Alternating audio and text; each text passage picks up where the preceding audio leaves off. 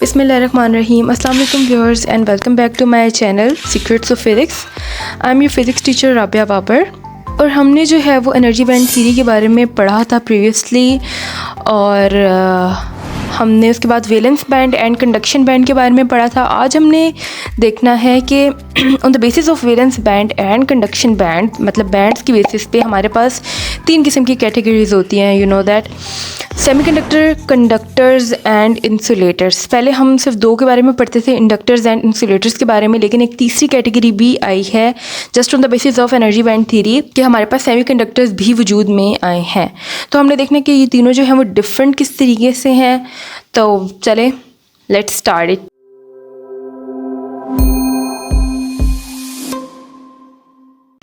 तो गाइस हमने insulator, semiconductor and conductor के बीच में जो है वो डिफरेंस करना है। सबसे पहला point, insulators are those materials in which the valence electrons are tightly bound to the nucleus.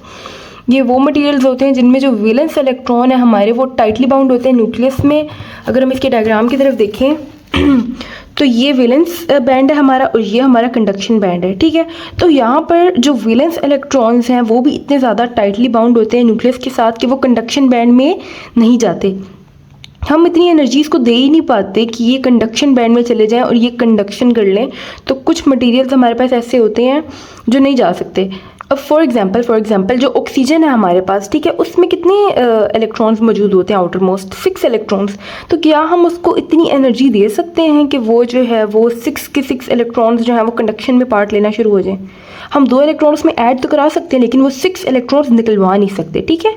तो ये मतलब है जब हम कहते हैं कि ये जो गैप है इन दोनों के बीच में ये बहुत ज़्यादा है और वैलेंस बैंड के जो इलेक्ट्रॉन्स हैं वो इतने ज़्यादा टाइटली बाउंड होते हैं। तो इनका जो कंडक्शन बैंड है, जिस तरह मैंने डायग्राम में बताया, वो जो है वो एम्प्टी होता है, बिल्कुल एम्प्टी, और जो वैलेंस बैंड होता है वो इनका फुल होता है, ठीक है। अब वो वैलेंस बैंड से हम इलेक्ट्रॉन्स निकलवा नहीं सकते, इतना ज़्यादा बैंड गैप होता है।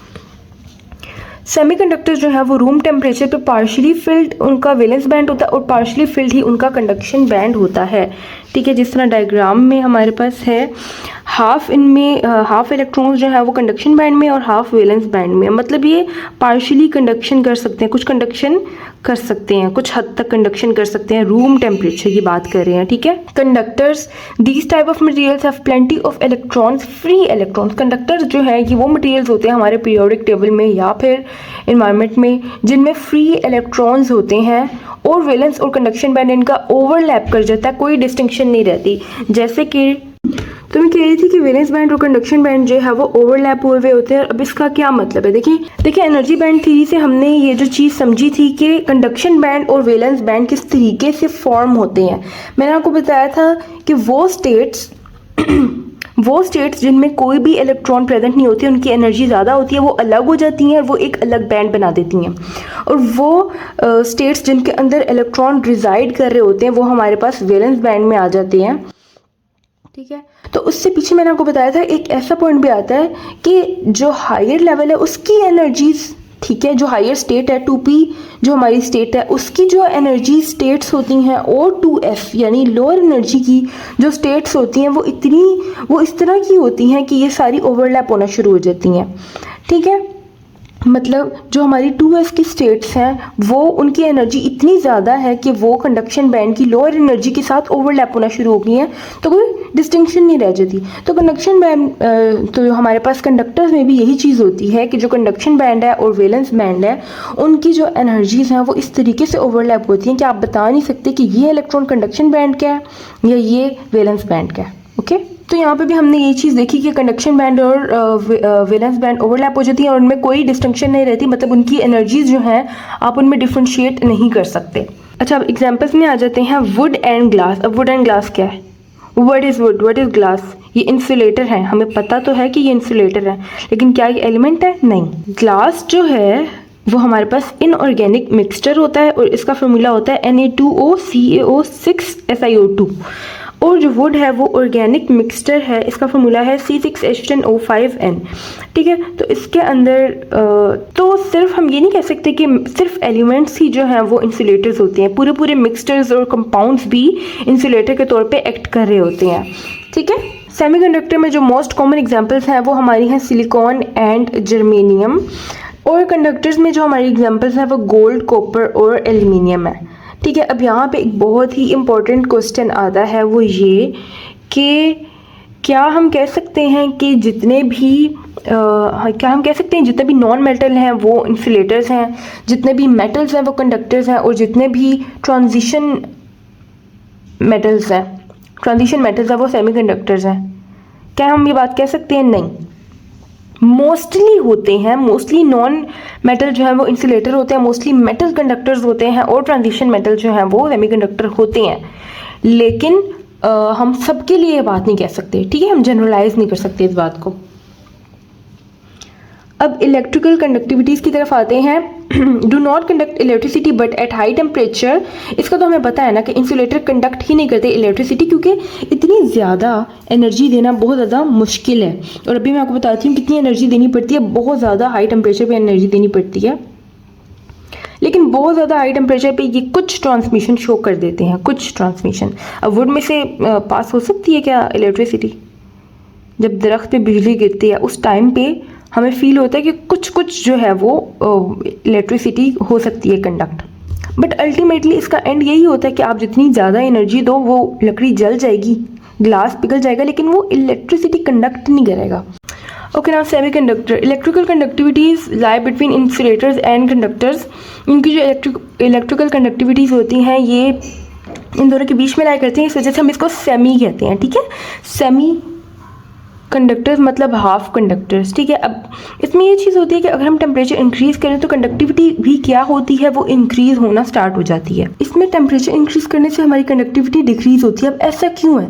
देखिए यहाँ पे जो कंडक्शन बैंड है, जो हमारे कंडक्टर्स का कंडक्शन बैंड है, उसमें पहले ही इतने ज़्यादा इलेक्ट्रॉन्स मौजूद होते हैं, ठीक है।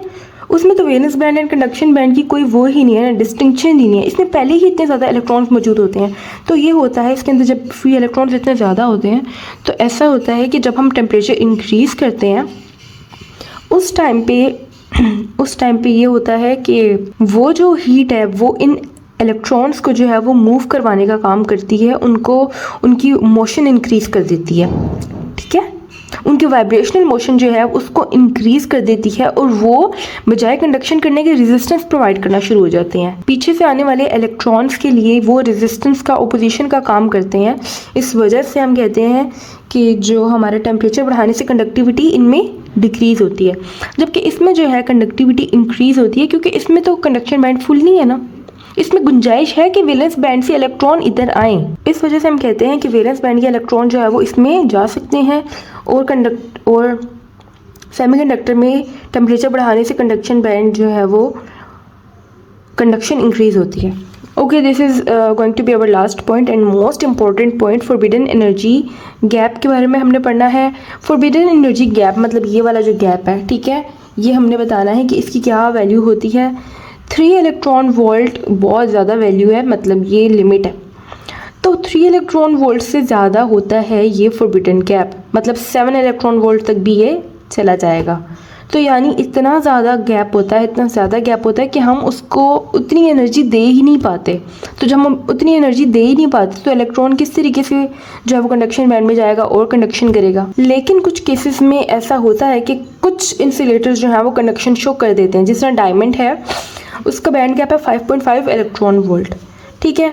अब अप्रोक्सीमेटली आपको 1000 डिग्री सेंटीग्रेड की एनर्जी देनी पड़ेगी। अब इलेक्ट्रॉन वोल्ट क्या है, एनर्जी का यूनिट है ना, और हम थर्मल एनर्जी की फॉर्म में ही देंगे। तो हमें 1000 डिग्री सेंटीग्रेड की आप इसको एनर्जी दें तो कुछ ये जो है वो कंडक्शन शो करेगा। इसी तरीके से सिलिकॉन डाइऑक्साइड है, ये भी एक परफेक्ट इंसुलेटर है। सिलिकॉन डाइऑक्साइड की लेयर हम लगाते हैं, जब हम नैनो फिजिक्स पढ़ेंगे ना उसमें आप ये चीज़ पढ़ेंगे कि सिलिकॉन डाइऑक्साइड एक परफेक्ट इंसुलेटर है, और ये हम इलेक्ट्रिकल इक्विपमेंट्स वगैरह बनाने में काम आता है ये। तो इसको 1000 डिग्री सेंटीग्रेड से 1200 डिग्री सेंटीग्रेड जो है वो आपको हीट एनर्जी देनी पड़ेगी। इसी तरीके से Al2O3 इसको आपको 1500 डिग्री सेंटीग्रेड एनर्जी देनी पड़ती है, ठीक है। ये बहुत ज़्यादा शोर हो रहा है पीछे। ओके, सेमीकंडक्टर में जो हमारा फॉरबिडन गैप है वो एक्सट्रीमली स्मॉल होता है, यानी काफ़ी स्मॉल होता है। 3 इलेक्ट्रॉन वोल्ट से जो है वो कम होता है। जिस तरह सिलिकॉन का 1.1 इलेक्ट्रॉन वोल्ट होता है, जर्मीनियम का 0.7 इलेक्ट्रॉन वोल्ट होता है, ठीक है। तो ये इतना स्मॉल होता है कि हम इसको जो है वो फुलफ़िल कर लें और इतनी एनर्जी इसको दे पाएँ। जबकि जो कंडक्टर्स हैं उनमें ये एग्जिस्ट ही नहीं करता, ठीक है। ये 0 इलेक्ट्रॉन वोल्ट पे है, आपको कोई एनर्जी उनको देने की ज़रूरत नहीं है। मतलब 0 इलेक्ट्रॉन वोल्ट पे ये एग्जिस्ट कर रहा होता है, आप बहुत कम एनर्जी दें तो भी ये उससे पास थ्रू कर लेंगे, ठीक है। तो guys that was it for today.